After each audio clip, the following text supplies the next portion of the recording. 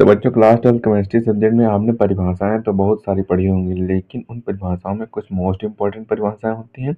उनमें से ही कुछ परिभाषाएं हमने छाट कर, यानी कि 4 मोस्ट इंपॉर्टेंट परिभाषाएं इस वीडियो में लाए हैं। ठीक, तो ये जो परिभाषाएं हैं ये लगातार सनों से आ रही हैं, कई सारे सनों से आ रही हैं। स्कंदन वाली जो परिभाषा है ये आपकी 20 में आई थी, 22 में, 23 में, 24 में, 25 में लगातार पूछी जा रही है। स्वर्ण संख्या भी आपकी 20, 21, 22, 23, 24 और 24 तक आई है, वो 25 में नहीं आई है। ठीक, तो ये स्वर्ण संख्या भी बहुत पूछी गई, संक्रमण तत्व भी आपकी बहुत पूछी गई, उपसंयोजन संख्या भी बहुत पूछी गई। तो इन सारी परिभाषाओं को आज हम एक एक करके देखने वाले हैं। सभी परिभाषाओं को डिटेल में समझेंगे और एकदम फील करा दूंगा कि ऐसे परिभाषाएं आपको एक बार में ही तैयार हो जाएं, कि ये परिभाषाएं आपको एक बार में ही तैयार हो जाएं, यहीं तैयार हो जाएंगी आपको परिभाषाएं।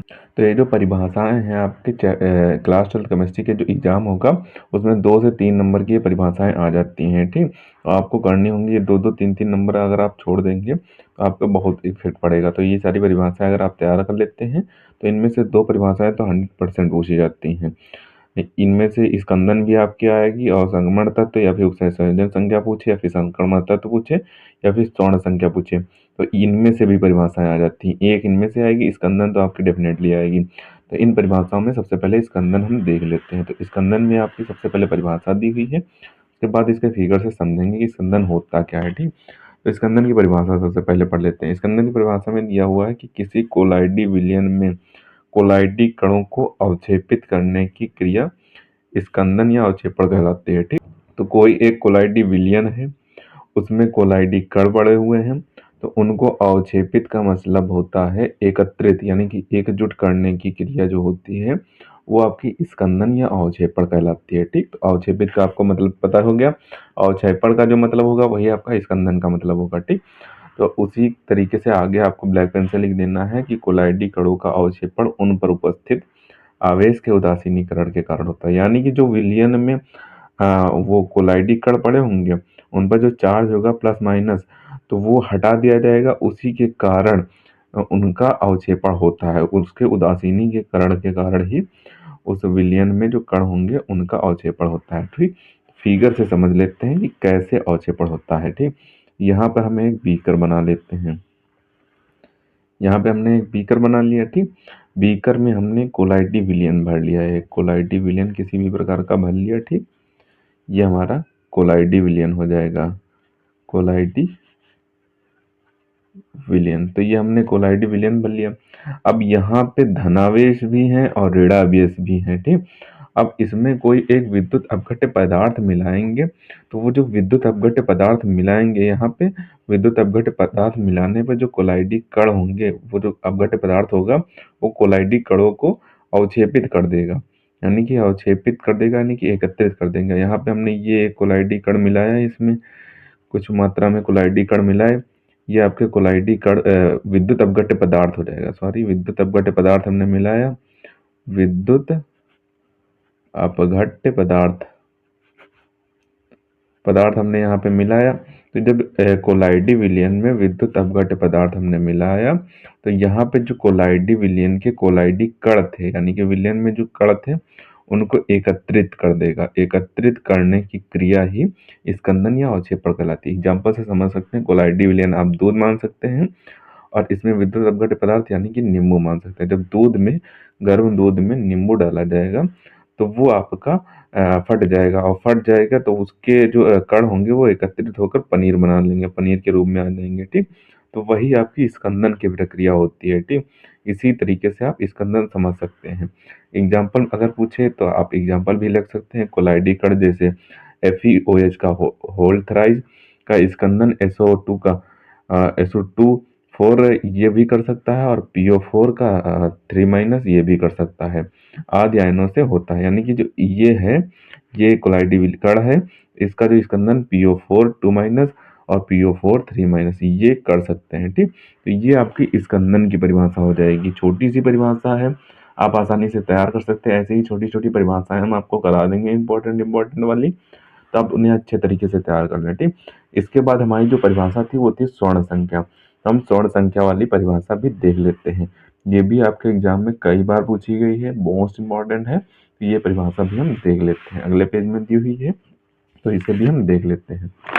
तो यहाँ पे हमारी स्वर्ण संख्या की परिभाषा दी हुई है। यहाँ पे दिया हुआ है कि किसी रच्छी कोलाइड की मिलीग्राम में वह मात्रा जो 10 मिली मानक गोल्ड साल को NaCl के 10% के 1 मिली विलियन द्वारा संभावित स्कंदन को रोकती है, स्वर्ण संख्या कहलाती है। अभी आप आसानी से इस परिभाषा को एक दो बार पढ़ें, उसके बाद इसको आराम से आपको तैयार हो जाएगी। ठीक, कैसे तैयार हो जाएगी? फिगर के माध्यम से जब आप समझेंगे तब आपको अच्छी तरीके से तैयार हो जाएगी। ठीक, तो यहाँ पे क्या बोल रहा है? 10 मिलीलीटर मानक गोल्ड साल। तो यहाँ पे हम 10 मिलीलीटर मानक गोल्ड साल भर लेते हैं। मान लेते हैं ये जो हम भर रहे हैं 10 मिलीलीटर आपका मानक गोल्ड साल है, 10 ml मानक गोल्ड साल। मानक गोल्ड साल ये आपका है 10 मिलीलीटर मानक गोल्ड साल है। ठीक, अब इसमें क्या करेंगे? NaCl का 10% वाले NaCl का 1 ml डालेंगे। जैसे कि जैसे आपने किसानों को देखा होगा कि उसमें 21% वाला एक जिंक पड़ता है और एक पड़ता है 33% वाला जिंक। सल्फर पड़ता है 80% वाला और 98% वाला सल्फर पड़ता है। ठीक, तो ये सल्फर और जिंक की मात्रा जो पड़ती है उसी तरीके की NaCl है एक प्रोडक्ट, उसके 10% है, 10% जिसमें NaCl मौजूद है उसका 1 मिलीलीटर विलियन। यहाँ पे हमने 10% वाला NaCl लिया यहाँ पे हमने, उसका 1 ml मिलाया हमने, यहाँ पे 1 ml इसमें मिलाया। ठीक, तो ये जो 10% NaCl का 1 ml मिलाया ये इस मानक गोल्ड सार को स्कंदित कर देगा, यानी कि NaCl इस मानक गोल्ड सार को स्कंदित कर देगा, यानी कि एकत्रित कर देगा, पूरी तरीके से इसको एकत्रित कर देगा। तो ये एकत्रित ना होने पाए इसी के लिए रच्छी कोलाइड की कुछ मात्रा डाली जाती है और वही मात्रा जो संख्या में होगी, जितनी संख्या में ये मात्रा डाली जाएगी वही आपकी स्वर्ण संख्या कहलाएगी। तो हमने यहाँ पे कुछ मात्रा यहाँ पे रच्छी कोलाइड डाल दिया, यहाँ पे हमने रच्छी कोलाइड यहाँ पे डाल दिया हमने। तो रच्छी कोलाइड जब हमने इसमें डाल दिया तो ये स्कंदित नहीं हो पाएगी, यानी कि एकत्रित नहीं हो जाएगी। वही जो इसकी संख्या होगी, जितनी संख्या में हमने यहाँ पे रच्छी कोलाइड डाला है वही संख्या आपकी स्वर्ण संख्या कहलाएगी। वही बोल रहा है किसी रच्छी कोलाइड की मिलीग्राम में वह मात्रा, यानी मान लेते हैं कि 1 ml हमने रच्छी कोलाइड मारे डाला। ठीक, 1 ml रच्छी कोलाइड की मिलीग्राम में वह मात्रा जो 10 मिलीलीटर मानक गोल्ड साल को 10 मिलीलीटर मानक गोल्ड साल को NaCl के 10% के 1 मिलीलीटर विलियन द्वारा संभावित स्कंदन को रोकती है, यानी कि 10% वाले NaCl को का 1 ml जब मानक गोल्ड साल में मिलाया जाएगा तो ये जो NaCl है ये मानक गोल्ड साल को स्कंदित कर देगा। अब इस स्कंदन को रोकने के लिए जो रच्छी कोलाइड की मात्रा इसमें मिलाई जाएगी वही मात्रा आपकी स्वर्ण संख्या कहलाएगी। तो ये आपका स्वर्ण संख्या होता है। ठीक, आप इसी तरीके से फिगर भी बना सकते हैं, एक बीकर बना देना, वरना उसमें 10% NaCl 1 ml लिख देना, 10 ml मानक गोल्ड साल लिख देना और अच्छे कोलाइड भी बना देना, ऐसे पॉइंट बना देना और ये मानक गोल्ड साल बना देना। इसमें भी आप ब्लैक पेन से पॉइंट बना देना तो आपको पूरे नंबर मिल जाएंगे। ठीक, तो ये आपकी स्वर्ण संख्या की परिभाषा हो जाएगी। स्वर्ण संख्या की जो परिभाषा है वो 2018 से लेकर 25 तक लगातार पूछी गई है आपकी। ठीक, तो इसे आप जरूर तैयार कर लेना, स्कंदन और स्वर्ण संख्या आप जरूर तैयार कर लेना और उपसंयोजन संख्या भी निकालना आप अच्छे तरीके से तैयार करना। लास्ट वाली परिभाषा है वो भी देख कर जाना। ठीक, तो इसके बाद हमारी एक परिभाषा आ जाती है तीसरी, संक्रमण तत्व परिभाषा। तो संक्रमण तत्व की परिभाषा भी हम यहाँ पे देख लेते हैं।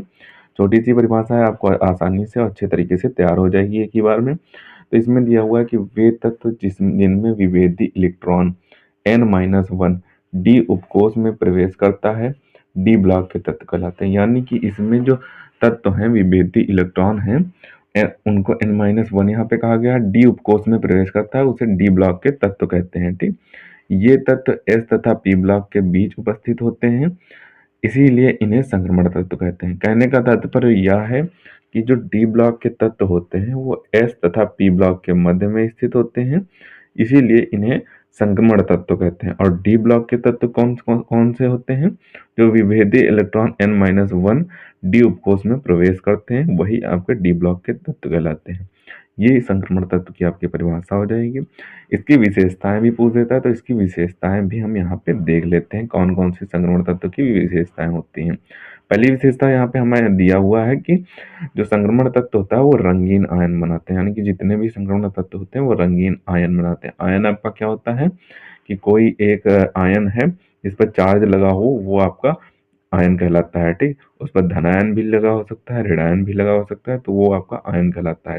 यानी कि H+ तो H आपका आयन है। ठीक, Cl- तो Cl आपका आयन है। ठीक, ऐसे जो होते हैं वो आयन होते हैं। तो संक्रमण तत्व जो होता है वो रंगीन आयन बनाते हैं। दूसरा पॉइंट यहाँ पे दिया हुआ है, संक्रमण तत्व में सबसे बाहरी कक्षा से पहले कक्षा के डी कक्षक में इलेक्ट्रॉन भरते हैं, यानी सबसे पहले बाहरी कक्षा से डी कक्षक में हम इलेक्ट्रॉन भरते हैं। तो ये आपका दूसरा पॉइंट हो जाएगा। तीसरा पॉइंट यहाँ पे दिया हुआ है कि संक्रमण तत्व परिवर्ती संयोजकताएं प्रदर्शित करते हैं, यानी कि तीसरा पॉइंट दिया हुआ है संक्रमण तत्व जो होते हैं वो परिवर्ती संयोजकताएं प्रदर्शित करते हैं। चौथा पॉइंट यहाँ पे आपका दिया हुआ है संक्रमण तत्व में उत्प्रेरक का गुण होता है, यानी कि जो संक्रमण तत्व होते हैं वो उत्प्रेरक का कार्य करते हैं, यानी कि जो अपक्रिया होती है उसमें जो उत्प्रेरक के रूप में यूज किए जाते हैं, यानी कि जो बीच वाली लाइन होती है उसके ऊपर जो यूज किया जाता है ऊपर नीचे, वो आपके उत्प्रेरक होते हैं। ठीक, पांचवा पॉइंट यहाँ पे दिया हुआ है संक्रमण तत्व जटिल यौगिक बनाते हैं, यानी कि ये जो यौगिक बनाते हैं जिनकी हम उपसंयोजन संख्या निकालते हैं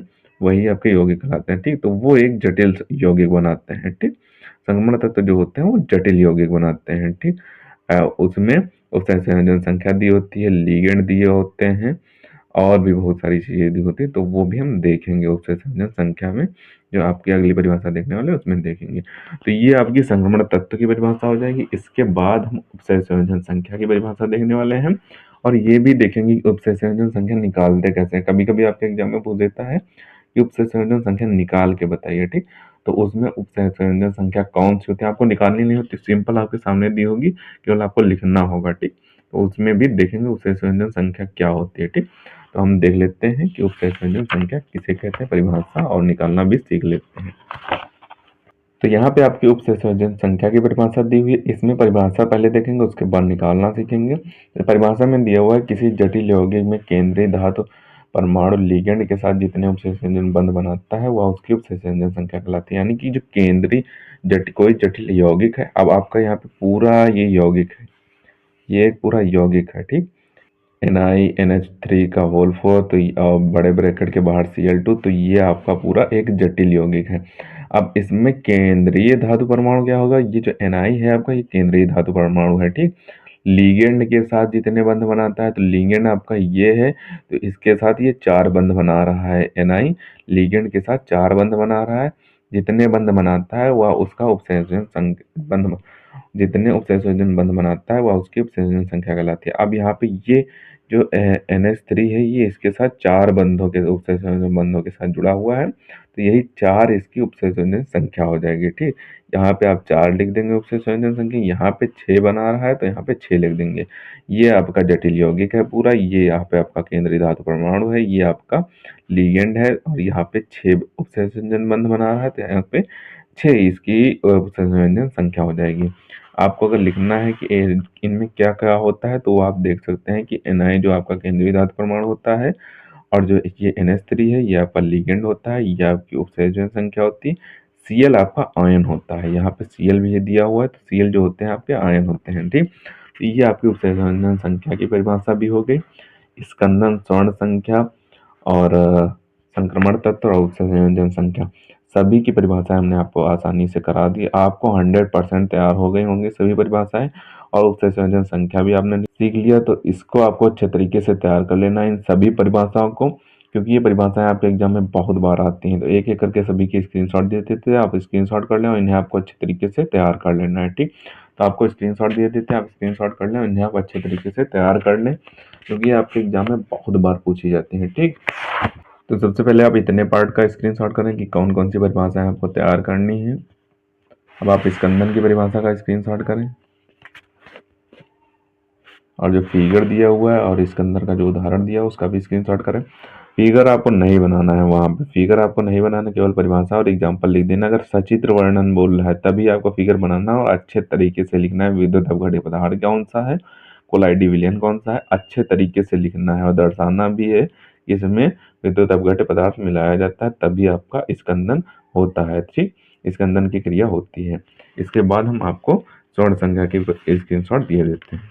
तो यहाँ पे आप स्वर्ण संख्या का स्क्रीनशॉट कर लें, तो आप संक्रमण तत्व का भी स्क्रीनशॉट कर लें यहाँ पे, और जो इसकी विशेषताएं दी हुई हैं इनका भी आप स्क्रीनशॉट कर लें यहाँ पे। इन सभी को आपको अच्छे तरीके से तैयार कर लेना है। ठीक, अच्छे तरीके से तैयार कर लेंगे तो आपको अच्छा इवेंट ग्रेड मिलेगा, क्योंकि ये परिभाषाएं आपके एग्जाम में बहुत पूछी जाती है। हर बार बता रहे हैं कि परिभाषाएं बहुत पूछी जाती हैं। तो अब हम उपसंयोजन संख्या देख लेते हैं।